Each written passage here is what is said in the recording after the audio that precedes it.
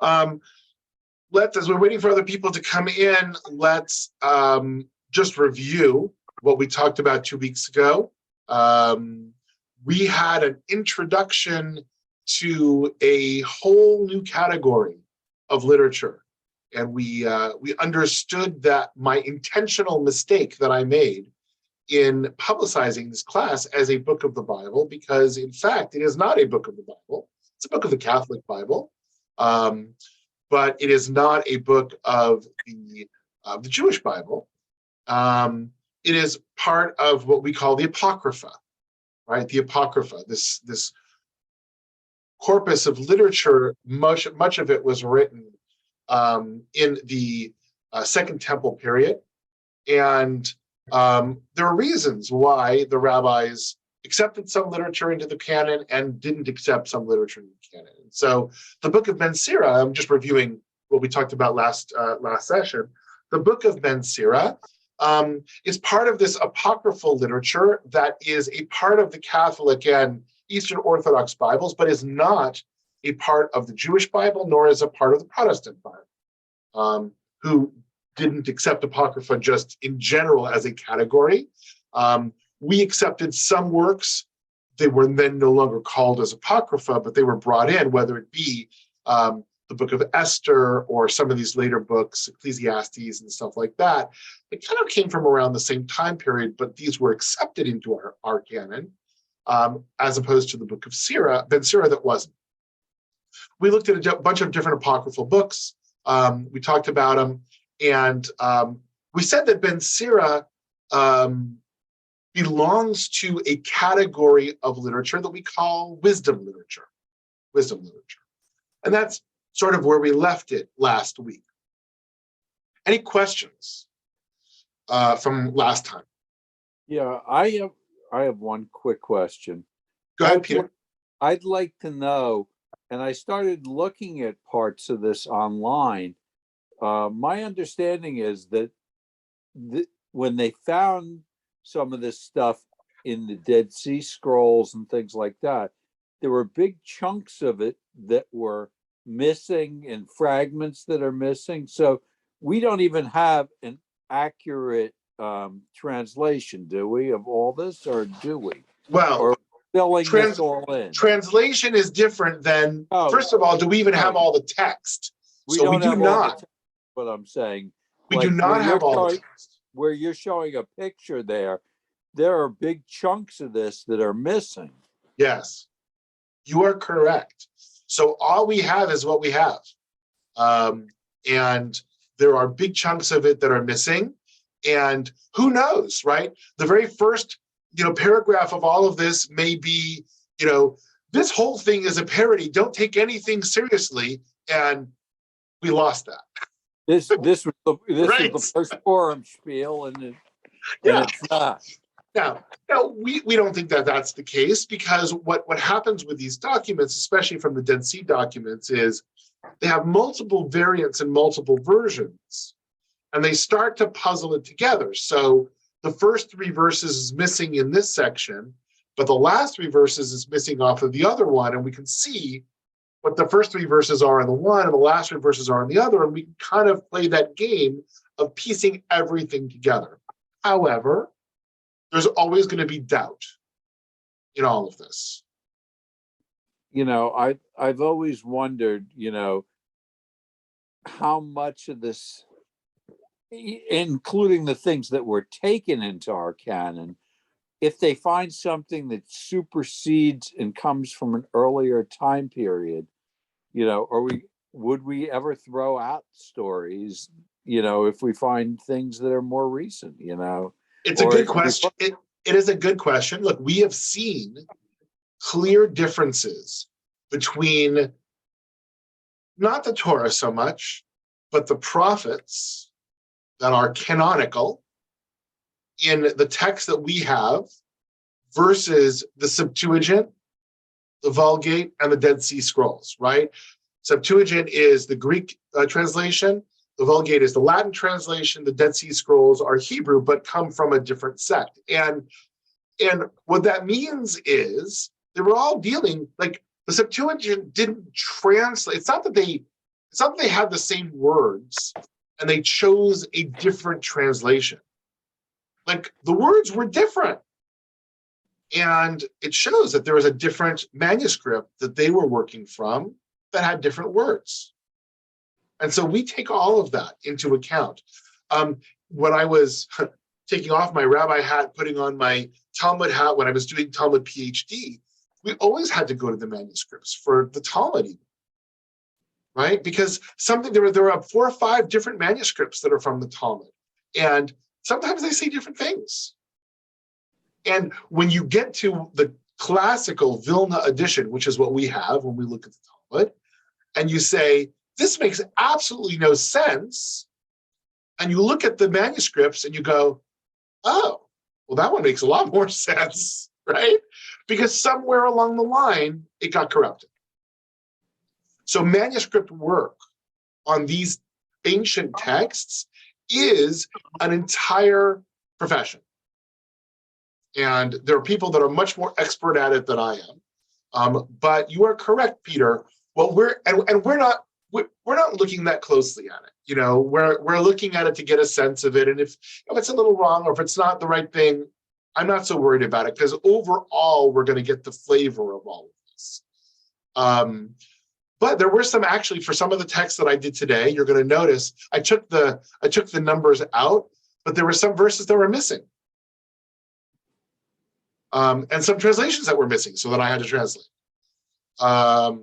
So let's look at it. Let's actually start with all of this. So I want to we talked about wisdom literature in general, but I want to ask the question, what is wisdom in Jewish tradition? Because that's what we're going to look at today. We're going to start talking about our themes. And when we did Proverbs, I said, well, what does Proverbs say about wisdom?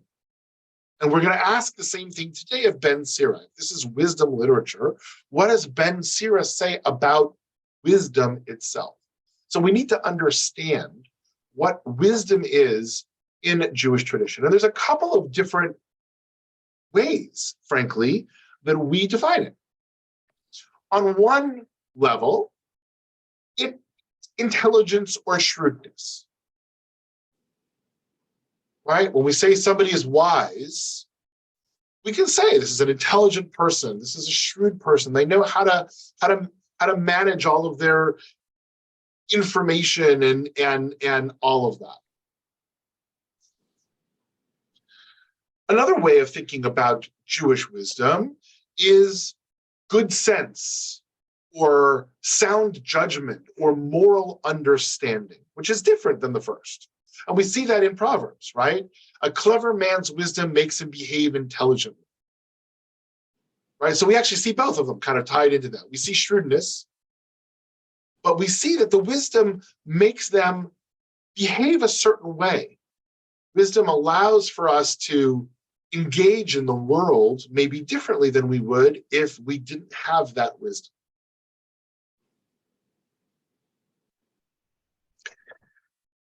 And then another level is the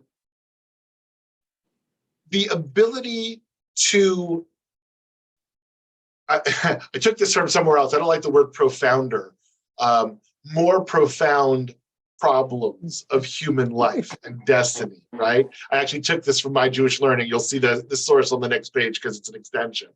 So profounder, it wouldn't be the word that I would have chosen, but fine. More profound, right? It's the ability to take our lives to the next level, right? So we almost see a progression here. Intelligence, shrewdness separates us from the animals. Great. Now that shrewdness and intelligence allows us to make good choices, to live life in a way that is moral, that we don't just all kill each other, although we sometimes have a problem with that. And then the third level is, no, wisdom actually allows us to tackle problems, tackle ideas that are profound and maybe even beyond this world. Peter said enlightenment. I would say more than enlightenment, right? Enlightenment to me is almost a level 1 or level 2. This is sort of spiritual awakening almost, or there's a depth to this that's very, very different than just enlightenment. Diana. I study the Tanya every day. At least I try to. And Explain what that is. Not everybody knows what that is. The Tanya is, wow, it's really even hard to explain what it is. It's the teachings of one of the founding Chabad rabbis, right? The Alter Rebbe. Yeah. And they define Chokhmah, which is one of the pillars actually of Chabad, as in wisdom, Chokhmah, Bina, and Dat, as Koach Ma, like, which they actually define as potential. So they find some type of potential in this, which I think. So to me, that leans into the third level here. Yeah, that's right. Right. It's a potential to unlock things, to understand things that we wouldn't normally be able to. Right. And what I would say is understanding or knowledge, which it's sort of this trident. It's like the top of the sphere, like these different levels. So it's like a really, really high level. Correct. And not everybody has all of these. I would say every human being has level 1, right? Level 1 differentiates us from the animals. Level 2, most human beings have. Not all of them. Most human beings have. Level 3 is something that is, I would argue, is both an innate skill, but it's also a learned ability, which is a little bit different. It's a little bit different. Sarah, what did you say? Socially constructed and therefore subjective. Explain that. Meaning if wisdom is subject to this idea of, I'll use the word profounder, but more profound understandings, it's actually socially constructed. It has to sift through the lens of a human being who then makes sense of it and then shares out otherwise truths and interprets them in a way that is subject to their opinion. So it would be socially constructed and also subjective as a result. So I would agree with that, but if we put this within a Jewish framework as opposed to just sort of a secular framework, right? Wisdom is the way that we connect to the mysteries of God. Now, sure. we human beings are going to get it wrong sometimes, right? And that's the subjectivity, because it's not necessarily going to be truth, right. But it's the way that we try to engage in that. But what makes it exciting too is that means it's dynamic. It's subject to new interpretations and changes in understanding, enhanced understanding. So I'm thinking, like, from the scientific perspective with those developments and enlightenment, literally period, also the understanding of what is wisdom has shifted. And so it's a construct of our society or our faith. Yeah, absolutely. Peter. You know, I hear some elements of Gnostic tradition in this, where there's large amounts of concealment, and like in Hasidic teaching, you know, they're always talking about that the godly soul is covered by klipa and things aren't being constantly revealed. So I hear that as part of the thing, that wisdom, you have to struggle for this wisdom. This is not something that comes easy. It's something you struggle for over a whole lifetime. It's just like when I was in my teens 50 years ago, I was reading Carlos Castaneda and his ethnographies about, you know, Don Juan Matus, and people have to struggle for this, and you struggle a whole lifetime to get to this level of wisdom. So let me respond. Let me respond only because I want to be able to move on. We've got a lot of text, but let me respond to you and say, I agree and disagree with you, right? I agree with you that it's not easy.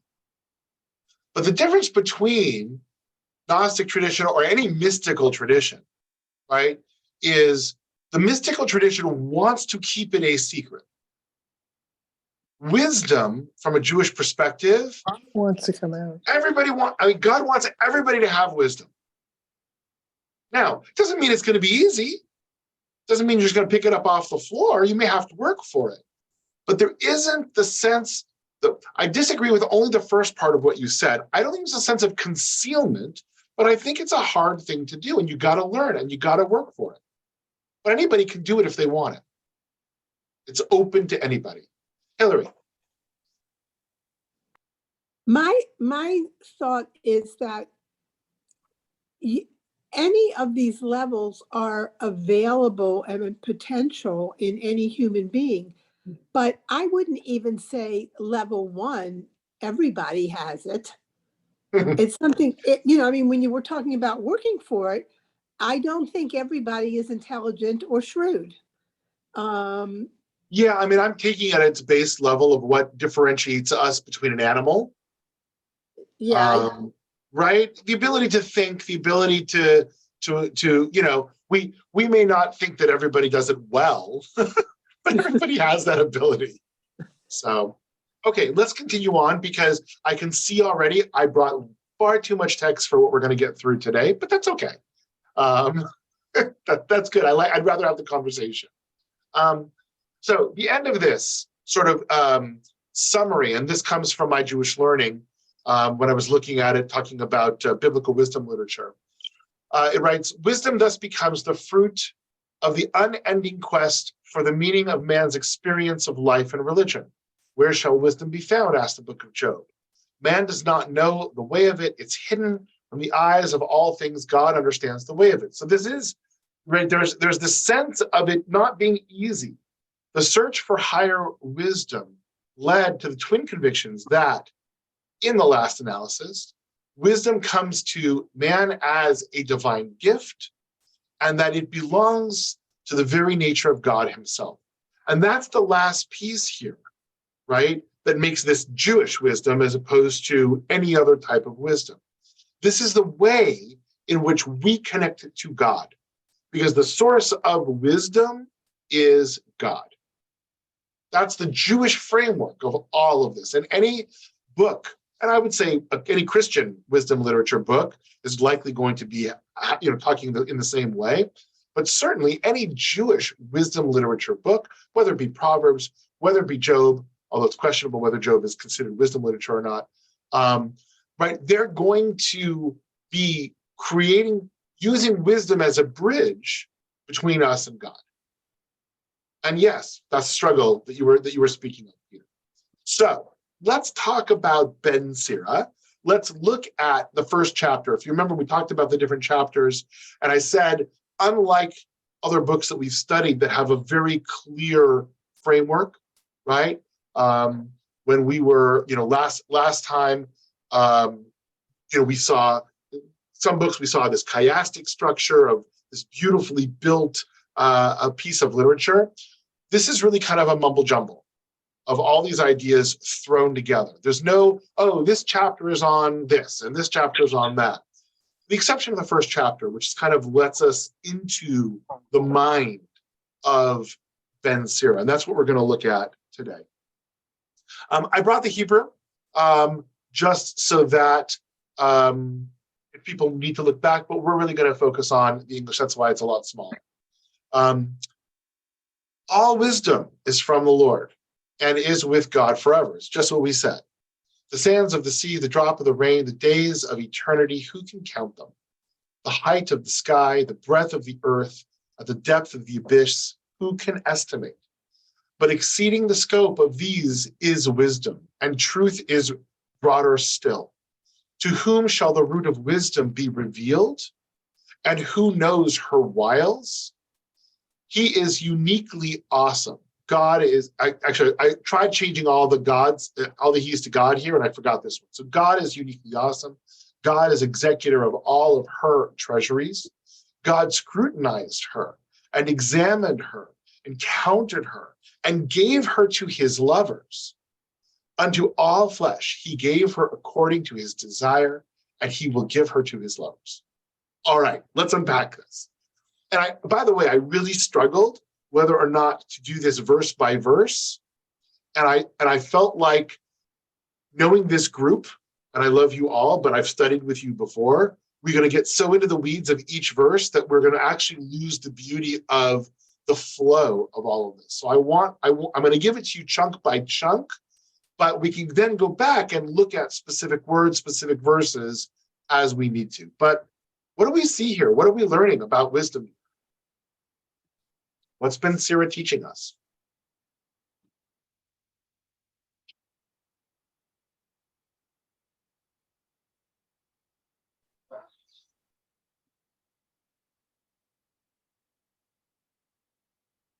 It's a powerful and sort of risque image that we've got here.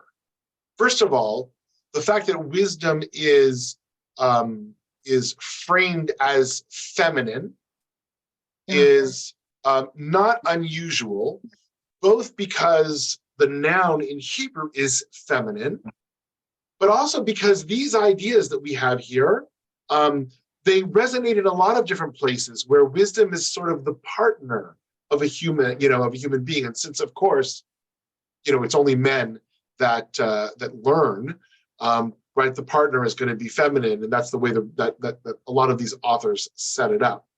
But Sarah, what do you see in this? That's actually what I was going to point out, is that it's highly sexualized, and there's certainly, it seems to be an embedded assumption that this is for, it's highly sexualized, highly central, and it's also this idea of wisdom as a woman, and then those who uncover said wisdom as men. It's just very suggestive. It's like they're trying to pitch it, but in a very sexualized way. Yeah. Look, I mean, the fact that men are the learners during this time shouldn't be a surprise to anybody, right? That was just the reality of the time. So we can move past that, but the highly sexualized nature of it is unusual. And especially at the beginning, these are the first 8 verses of the book. And the best way that I can describe it is, I happen to be, a movie fan. I love James Bond movies, but that initial opening credits is always very highly sexualized. And it sort of creates that excitement about what's going to happen next, right? It catches people's attention. Like, I can imagine people picking up this book for the first time and going, all right, another book that's going to tell us the way that we're supposed to live and how we're supposed to be, and then reading this and going, wow, I'm going to read more, right? It's not quite erotic, Peter, but it's definitely close. It's this intimate relationship, right? It's setting up that wisdom and human beings have this intimate relationship with each other, which is a very interesting way of thinking about this. It's a very interesting way of thinking about this. Anything else that we get from this? Peter?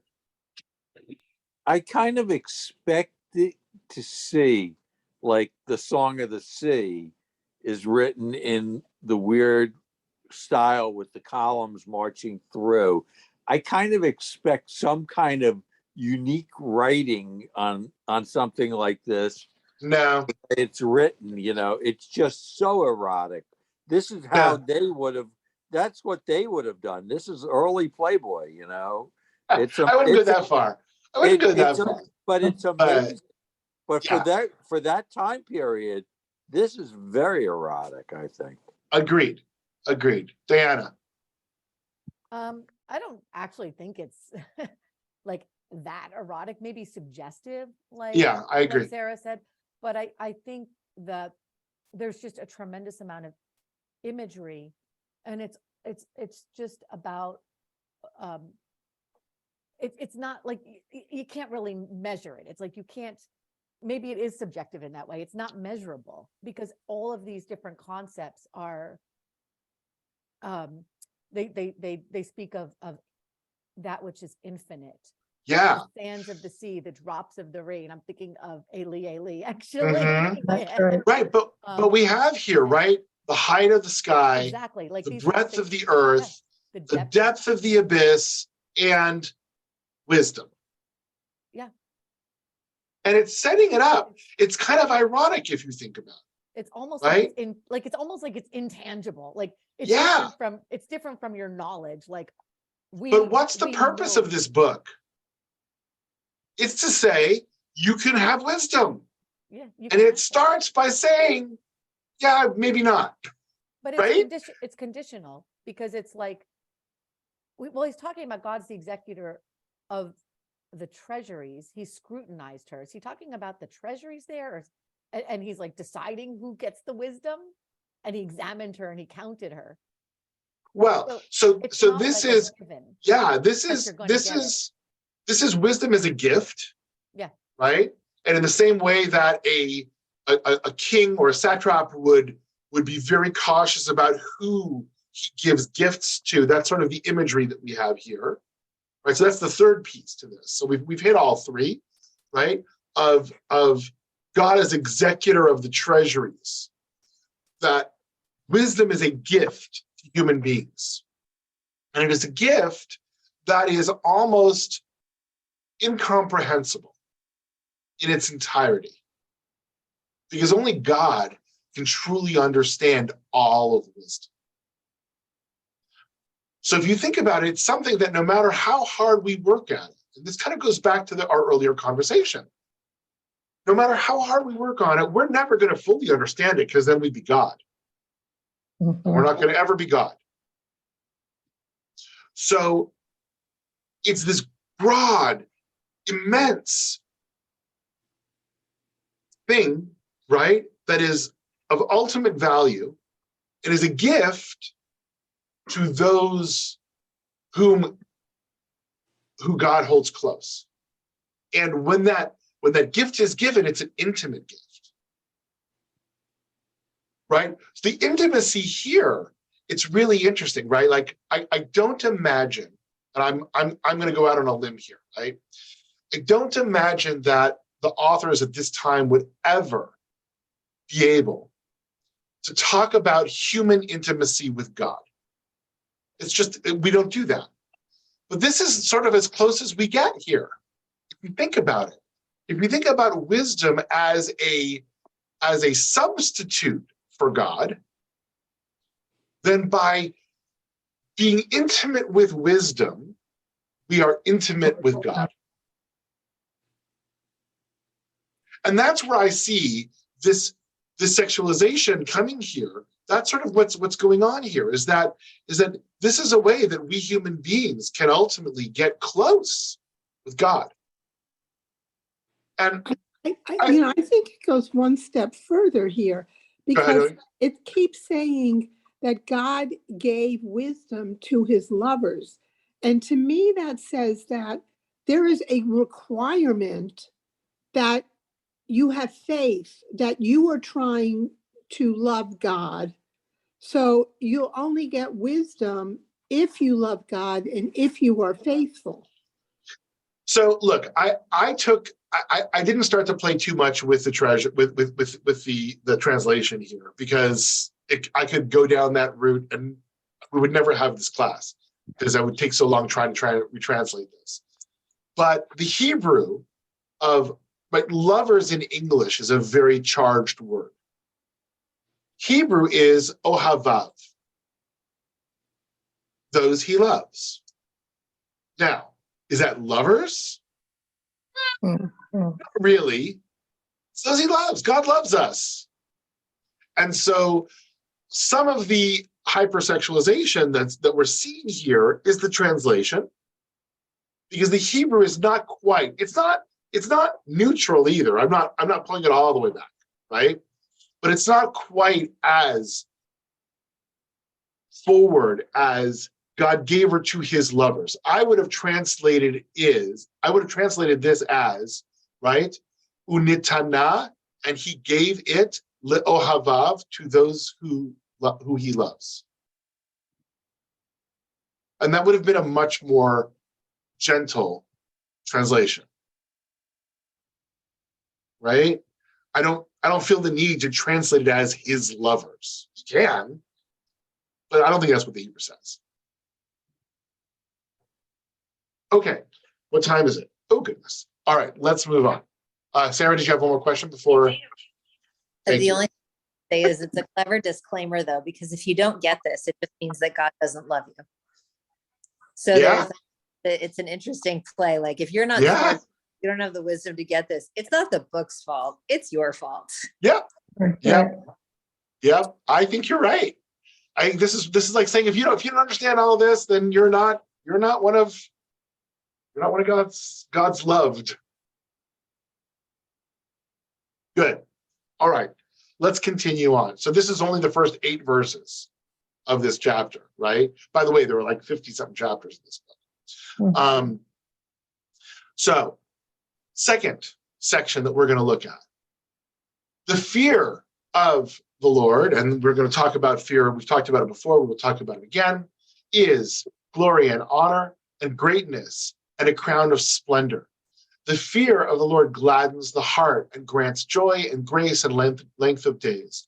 Fear the Lord, and do good by God. At the end of your days, God will bless you.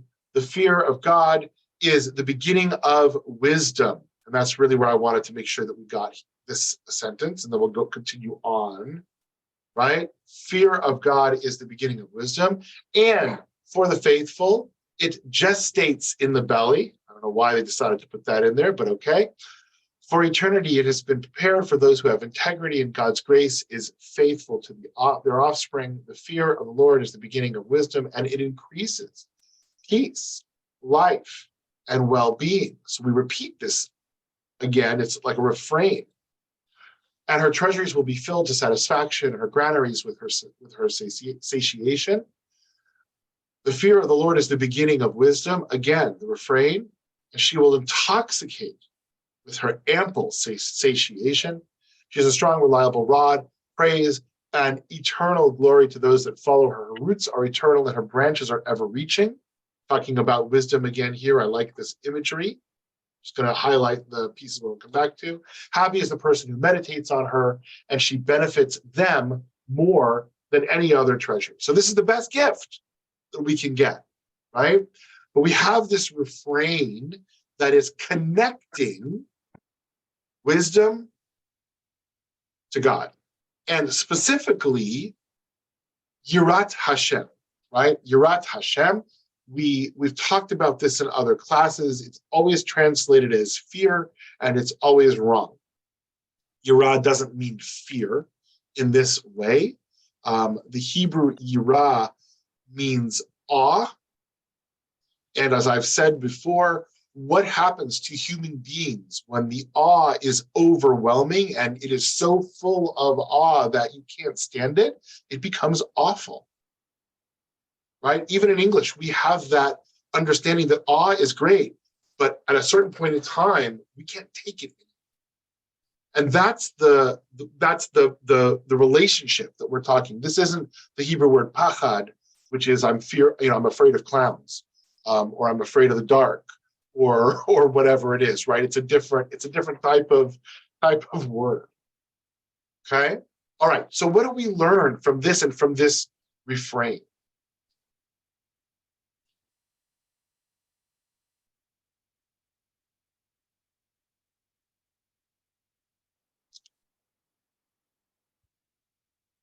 Diana. I mean, I guess the shot, like the simple thing is it's a prerequisite in the Well, catalog. what's a prerequisite to what? Oh, sorry. The fear, the I don't want to say the yira is Right. Yirat Hashem is the prerequisite to this chokhmah. Correct. So, awe of God is a prerequisite to this gift of wisdom. Yeah. Right? And they said it 3 times. Yirat Hashem, awe of God is the beginning of wisdom. And then they continue on with other imagery, right? But for it to say it 3 times within such a short period, it's really trying to make a statement here. Anything else? Peter? When you're in this covenantal relationship with God, they're trying really strongly to tell you that you need to be in the light. You really have to be in this relationship to even understand it. And just so poetic in my mind, Yeah. the way they're explaining it. That I'm you sorry, have to- excuse me 1 second.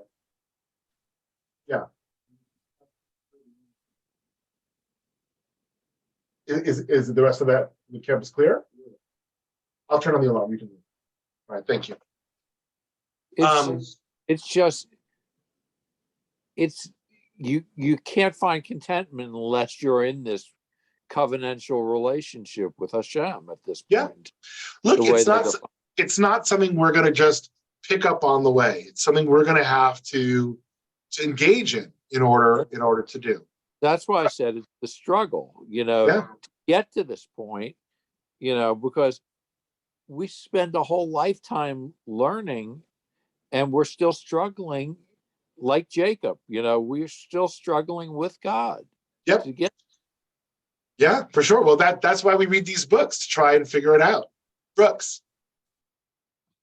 Yeah, I really understand the notion of being in awe as the beginning of wisdom is really humility to me, right? Because if you're in awe of the Lord, that means you're witnessing something you haven't seen before, you haven't expected before, something's greater than your own intellect, your own capacity to understand, and it's a humbling experience. And that's the beginning of the relationship. Right. So, I mean, the beginning to understand this gift that is broader than the sky and deeper than the abyss and all these sorts of things is to realize actually how small you are. Right? That's where it starts. We realize how small we are, and then we start to understand the grandeur of everything else around us. Because one could argue, when we have that overinflated view of ourselves, that we're the best and the greatest and everything, that everything else seems small by comparison. I like that. Anything else?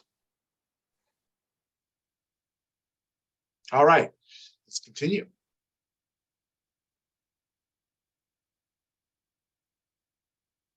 Happy is the person who draws close to her. Her, by the way, in this book is always going to be wisdom. And those in her presence enjoy themselves. She will crown them with an eternal diadem and eternal merit among holy ones. So, this is a big deal. This is right. Wisdom gives this eternal crown, merit among the holy ones. They will rejoice in her, and she in them, and she will never abandon. Angels of God will rejoice in her and recount all the praises of the Lord. And this recounting is entirely replete with her. Happy is the one who attends and acts. Hearken unto me, fearers of God. Now the me is this is Ben Sira speaking, the author speaking. Hearken unto me, fearers of God, and listen and understand my words. The one who is steadfast in receiving her wisdom has an eternal inheritance and great joy. Attend to and act upon all my words, that you may be written in the book of life.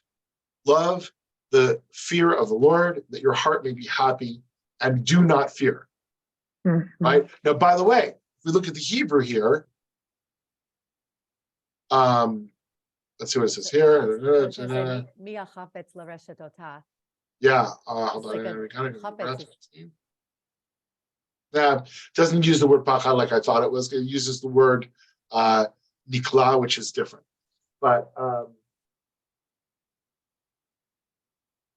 this is now the author sort of saying, this is why I'm writing this book. Because this stuff is important.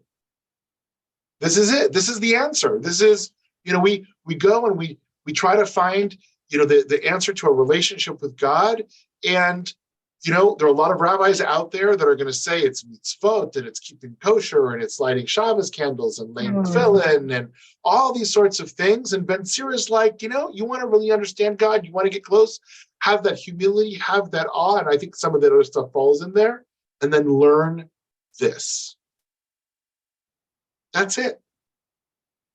And maybe, by the way, that's why this book isn't in the canon, Mhm. because it almost displaces all of this other stuff that we do, and it's saying, this is it. This is, you want to know the answer to life, the universe, and everything? It's 42 and this. For those who know Hitchhiker's Guide to the Galaxy, you'll get that reference, right? Those are the two answers to life, the universe, and everything. Okay, Sarah, once you stop laughing, you can make your comments. You had me at 42. That was so well delivered. Okay, I was just going to say that from an academic standpoint, I was reading this and I was chuckling because I was like, okay, laying it on a little bit thick with the intro, trying to convince us to keep reading the book. It's beautiful, but this is this is someone who's laying out a strong introductory thesis and argument for like, this is the definitive book.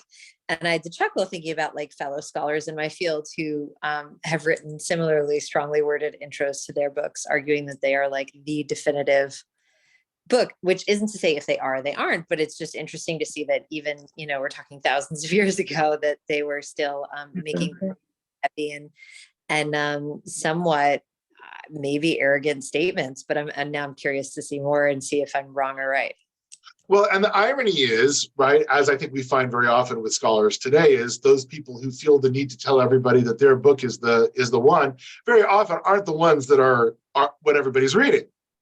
I had to aggressively skim a book just like that. And by the same token, not one of you really has heard of Ben Sira, right? Until Rabbi Kornberg decided, hey, let's read this obscure book. Because for all of his posturing here, it didn't make it into the canon. It isn't something that is read often. And there are times that it was read within our tradition, but not often. Not often. Okay, let's go to, actually, I'm going to go to the last piece that I want to look at. And this goes back to what we were talking about earlier. This is a little bit later. This is in chapter 6. And in between, they talk about all sorts of different themes that are mixed and mumbled and jumbled all together. But here we have a little section talking about wisdom again. And it goes back to, as I said, what we were talking about earlier. Beni, my son, gather instruction from your youth, so you will find wisdom until your old age. This is a lifelong pursuit. Don't wait, right? Yes, you can do it later, but you got to start early, because otherwise you're going to run out of time. There's just too much to learn if you don't start early. As one that plows and as one that reaps, approach unto her, and wait for the abundance of her increase. For in the tillage of her you shall toil a little, and on the morrow you shall eat her fruit. Rough she is to the fool, and he that is void of understanding cannot bear her. A burdensome weight shall she be upon him, and he will not tarry to cast her away. For tradition is in her name, and to the multitude she is not plain. So this goes back to this idea of, this is hard work. This is not something that you're going to, this is antithetical to all of the self-help books that have been written in the last 100 years, which basically are saying, and it's kind of what we were saying before. He said, well, just read this and you know everything. But now a little later on, we see the disclaimer. It's like, oh, actually not. It's not just read this book and you're going to know everything. It's work on this all of your life, and then you're going to know something. It's not read this book and all of a sudden now you're going to have the answer to how to be the best business person, or how to lose the weight you want to lose, or how to, communicate with your spouse, or all of these things take work, and they take effort, and they take dedication. And the pursuit of wisdom is no different, is what he's saying here. And the imagery he uses is hard labor, tilling, plowing, reaping. That's hard labor. And that's what we need to do if we want to make wisdom ours, right? We need to dedicate ourselves in that way, he's saying, to its pursuit. All right. So what did we learn, guys? What's our summary? I decided not to put a summary up here and make you guys do it. What did we learn?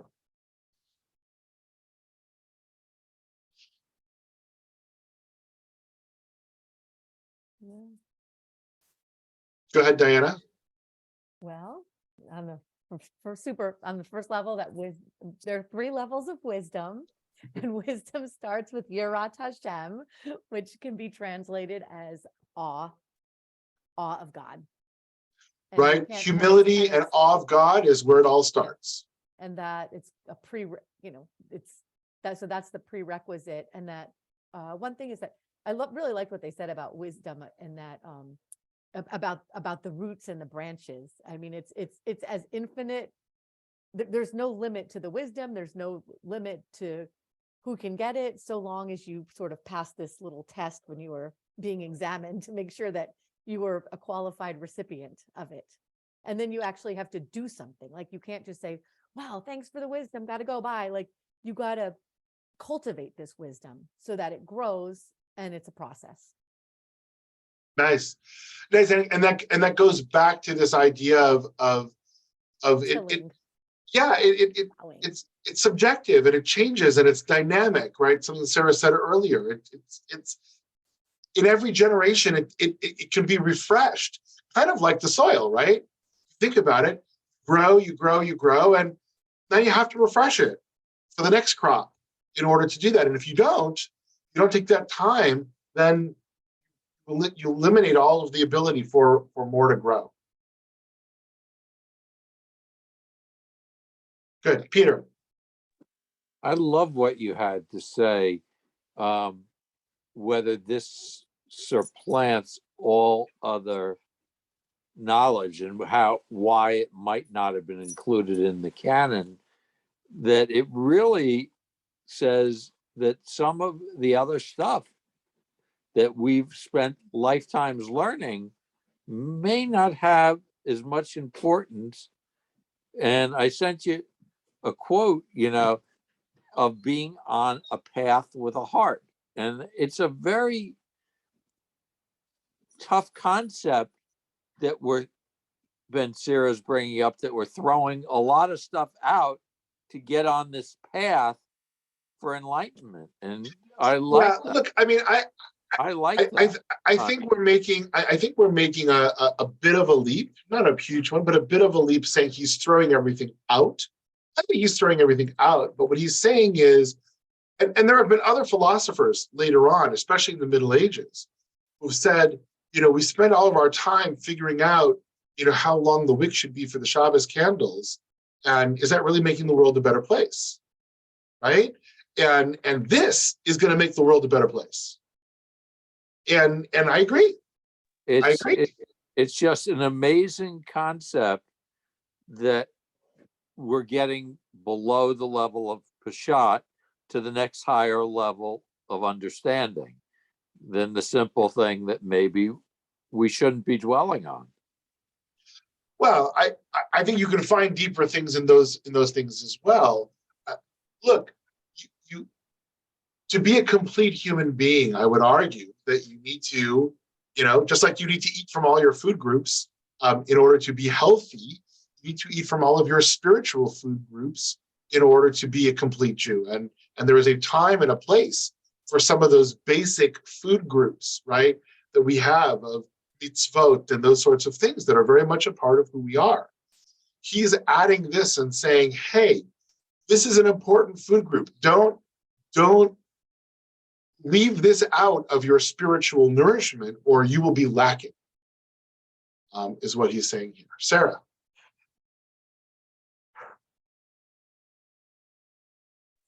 So I really appreciate that argument, and that argument to say it's not just about the exacting nature of what you were saying, like how long do the wicks need to be on the Shabbos candles, but I'm also a little bit amused that there's nothing new under the sun, and that here we have an academic pitching their text and pitching it in a way that's meant to be a bit sensationalist. yes, highly, sexualized and sensual to try to sell it and like get people to read it. There's something that I find very human and amusing about that, like, but not in a way that I think puts the author down, but it's very humanizing, if that makes sense. Yeah.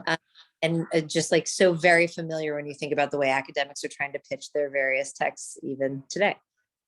Yeah, I mean, look, we have rabbis today that write books called Kosher Sex, right? Right? That never be the example that we look to. But I'm just saying, the idea is, people are looking to get their books read. And Right. and I think Ben Sira there's a marketing component even back then, which I find, it just seems very human. There's something very sweet and relatable to the idea that there's like nothing that changes in certain aspects of the human condition as much as we change that stay the same. Yeah, absolutely. Can you put up the Hollywood Squares version so we could all see each other? So we're not. Yeah. Sorry. If that's okay. Yeah, I'll just stop sharing. There you go. Good. What else did we learn?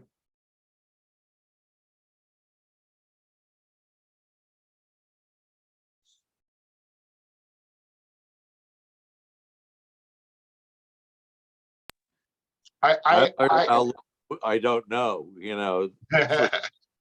for sure. The more you learn, the more you realize, you're we're very finite and not anywhere close to having wisdom.